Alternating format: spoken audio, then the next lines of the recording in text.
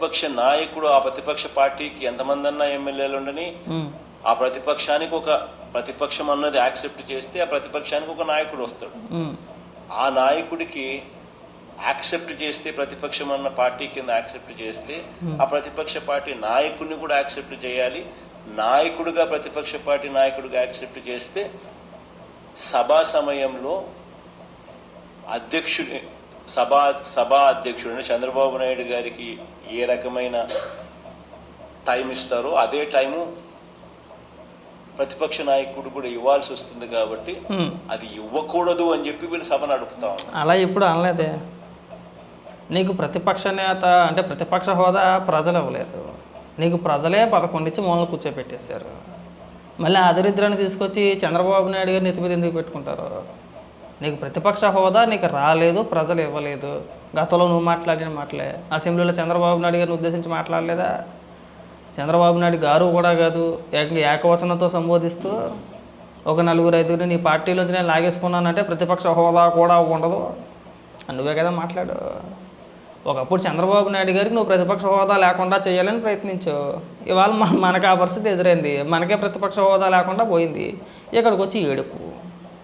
వాళ్ళకి కావాల్సిన టైం ఇస్తామండి, మీరు అసెంబ్లీకి రండి, అసెంబ్లీలో మాట్లాడతాం. చాలా సందర్భాల్లో స్పీకర్ గారు కూడా చెప్పారు, రమ్మానండి, మేము వద్దన్నామా, వచ్చి మాట్లాడమనండి, మేము కేటాయిస్తాం, సమయం కేటాయిస్తామని చెప్పి వాళ్ళు చెప్తుంటే అసలు ఒకరోజు కూడా అసెంబ్లీకి వెళ్ళకుండా పట్టుమని 5 నిమిషాలు అసెంబ్లీలో కూర్చోకుండా మనం ఎక్కడ కూర్చున్నాం, ఎక్కడ అడిగాం, నీకు మైకు ఇవ్వలేదు అనడానికి నీ దగ్గర ఏమైనా ఆధారాలు ఉన్నాయా? ఒకసారి అడిగి చూస్తే కదా, మాట్లాడితే కదా తెలిసేది మనకి ఎంత సమయం కేటాయిస్తున్నారని చెప్పేసి అని. వెళ్ళడానికి భయం, దానికి ఇన్ని వంకలు. సింపుల్గా నాకు భయం అండి, నేను మాట్లాడలేను అసెంబ్లీకి వెళ్ళి, అందుకని చెప్పేసి నేను అసెంబ్లీకి వెళ్ళట్లేదని చెప్పేసి ఎడితే కాదా? మళ్ళీ దానికి వంక ఎందుకండి? నాకు మైక్ ఎవరండి, నన్ను మాట్లాడినెవరండి? మరి మండలంలో మీదే కదా హవా, మీదే కదా బలం, చైర్మన్ వైస్ చైర్మన్ మీ సభ్యులే కదా. మరి మీ సభ్యులు మండలంలో ఉన్నప్పుడు మాట్లాడుతున్నప్పుడు ప్రభుత్వం తరపు నుంచి వస్తున్నారుగా, మంత్రులు వచ్చి కూర్చొని సమాధానం చెప్తున్నారా లేదా? మరి అలాంటిది మీరు అసెంబ్లీకి వెళ్ళి మాట్లాడడానికి వచ్చిన నష్టమే ఉందండి. అలా మాట్లాడరట. ఇవాళ డిఎస్సీ గురించి పెద్ద ప్రెస్ మీట్ పెట్టేశాడు. అన్ని ఆధారాలు ఉన్నాయట ఈయన దగ్గర. అన్ని ఆధారాలు ఉండి తాడేపల్లి కొంపలో కూర్చొని మాట్లాడడం దేనికండి? అసెంబ్లీకి వెళ్ళి అసెంబ్లీలో మాట్లాడితే కాదా? ఇంకా మాట్లాడుతున్నారు చూడండి, విచిత్రం వినిపిస్తా. ప్రతిపక్షాన్ని అక్నాలెడ్జ్ చేయకుండా ఇలాంటి పరిస్థితులు అసెంబ్లీలో ఎలా జరుగుతూ ఉందంటే, ప్రత్యర్థి జట్టు లేని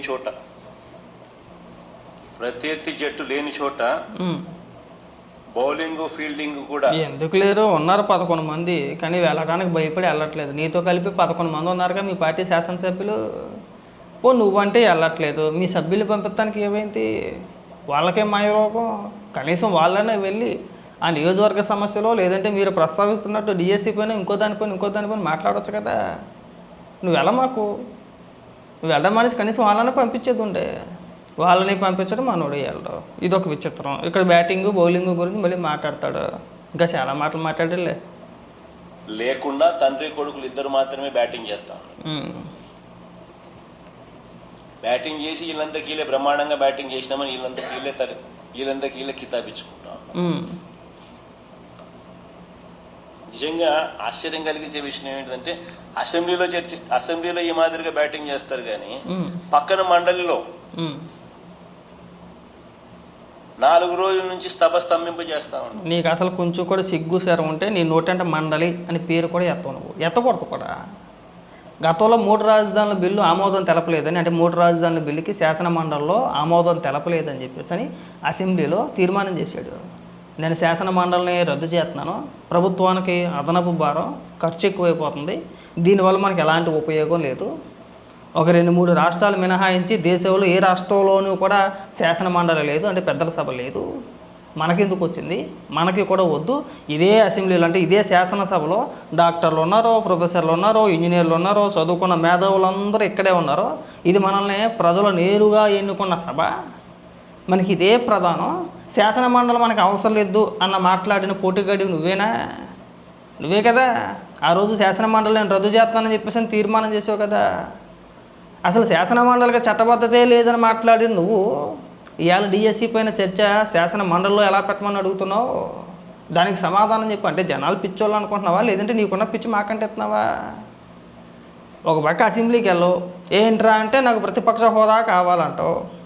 మరొక పక్క నువ్వు అధికారంలో ఉన్నప్పుడే శాసన మండలి నేను రద్దు చేస్తున్నానని చెప్పేసి తీర్మానం చేసి ఇవాళ అదే శాసన మండలిలో చర్చ ఎలా పెట్టమంటున్నావు నువ్వు?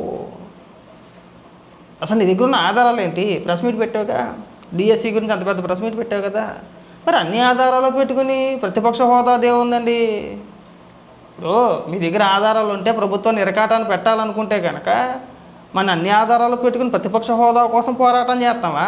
ఇదిగోనే జరిగిన అవినీతి ఇది, జరిగిన స్కామ్ ఇది, ఈ విధంగా ప్రజలకు అంటే నిరుద్యోగ యువతకు అన్యాయం చేశారని అసెంబ్లీలో చూపించడం ముఖ్యమా? ఏది ముఖ్యం మనకి? ఒకవేళ నిజంగా అవకతవకలు జరిగితే ఆ అవకతవకల్ని బయట పెట్టడమే మనకు ముఖ్యం. అన్నీ వదిలేసి నాకు అదే కావాలి ఎవరు? ప్రజలు ఇవ్వలేదు కానీ నీకు ప్రతిపక్ష హోదా. ఆ దరిద్రాన్ని మళ్ళీ చంద్రబాబు నాయుడు గారు తీసుకొచ్చి నెత్తి మీద ఎందుకు పెట్టుకుంటారు? నీకు ప్రజలే ఇవ్వలేదు, ప్రజలే 11 నుంచి నీకు మూలలో కూర్చోబెట్టినప్పుడు మళ్ళీ చంద్రబాబు నాయుడు గారు ఎందుకు ఇస్తారండి? కాస్త ఇలాంటి మాటలు మాట్లాడడానికి సిగ్గు ఉండాలి. అసలు మండల ప్రస్తావన నువ్వు తీసుకురావద్దు. రోజుకు ఒక మాట, పూటకు ఒక మాట, గంట ఎంతసేపు గంట పైన మాట్లాడినట్టున్నాడు.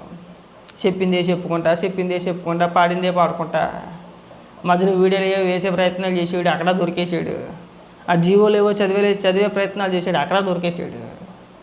నా దగ్గర ఇంకా బోల్డ్ డేటా ఉందన్నాడు. అన్ని డేటా పెట్టుకొని నీ కొంపలో నువ్వు ప్రెస్ మీట్ పెట్టుకుంటే ఉపయోగమే ఉందండి. మనకు దానివల్ల ఎలాంటి ఉపయోగం ఉండదు. మనం ఏమైనా పోరాటం ఏమైనా చేయాలనుకుంటే అసెంబ్లీకి వెళ్ళి మన పోరాట తత్వాన్ని అక్కడ చూపించేస్తే ప్రజలందరూ కూడా శబాస్రా, జగన్మోహన్ రెడ్డి మెగా డిఎస్సీలో అవకతవకలు జరిగాయి అన్నాడు అన్నట్టుగానే ఇప్పుడు నిరూపించాడు, అసెంబ్లీకి వెళ్ళి పోరాటం చేస్తున్నాడని చెప్పి అనుకుంటాం. ఇది ఎక్కడ దరిద్రం అండి? ప్రెస్ మీట్ పెట్టి ఆరోపణలు చేయడం పెట్ట, అసెంబ్లీకి వెళ్ళట, చర్చ మాత్రం శాసన మండలిలో పెట్టేయాలంట. అలా ఎలా పెడతారో? నువ్వు చెప్పిందే కదా, నువ్వు అంత వివరంగా నువ్వు శాసన మండలి గురించి నువ్వు చెప్పిన మాటలే కదా. మర్చిపోయావా? మర్చిపోతాలే, మనకి పిచ్చి ఉంది కదా, పూటకో మాట మాట్లాడుతూ ఉంటాం. ఆ పిచ్చికి తగ్గట్టుగానే మాట్లాడుతున్నావు నువ్వు కూడా. కనీసం నవ్వుకుంటారని ఇంగిత జ్ఞానం లేదు. వద్దు, ఈ ఆరోపణలు వద్దు, ఎవడో నమ్మడన్నా అని నాకు తెలియక అడుగుతాను. డిఎస్సి పైన అంత పెద్ద ఉపన్యాసాలు ఎత్తున్నావు కదా నువ్వు. అలా జరిగింది, ఇలా జరిగింది, అది స్పోర్ట్స్ కోటా అంటే ఇలా ఉండాలి అని చెప్పి మాట్లాడుతున్నావు కదా నువ్వు. మరి నేను మాట్లాడి పోటీగాడివి. నువ్వు 5 ఏళ్ళు పరిపాలించి రాష్ట్రాన్ని. ఈ 5 ఏళ్ల కాలంలో అంటే 19 నుంచి 24 వరకు ఈ మధ్యకాలంలో నువ్వు ఒక్క డిఎస్సి నోటిఫికేషన్ కూడా ఎందుకు జారీ చేయలేదు?